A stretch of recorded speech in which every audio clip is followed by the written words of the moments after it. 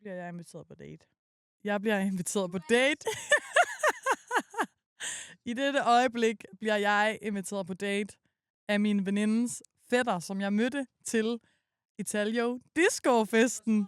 Altså, fordi jeg husker jo den her fest som om, at jeg tropper op i den her famøse disco-kugle paljetkjole, og simpelthen bare ligner en, der skal til Vild med Dans og drikker mig hjernedødt stiv og slår søm i den her paljetkjole, spiller beerpong i den her paljetkjole, men også ender med i min fuldskab, fordi folk pointerer, at jeg ligner en, der skal til Vild med Dans, og råbe ud over hele floor: vi skal lege Vild med Dans! Rive mennesker, jeg ikke kender, sammen i par og råbe: Daniel og Jakob, i en salsa!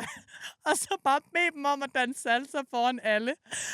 God bless, at alle andre også var så stive, at de faktisk gik med på lejen. Og til trods for det, så er han stadig klar på at invitere mig med på date. Det synes jeg altså er balls. Hvad kan hun ikke blive til en af psykopaten? Nå, God bless. Okay, hold da op. Anyway.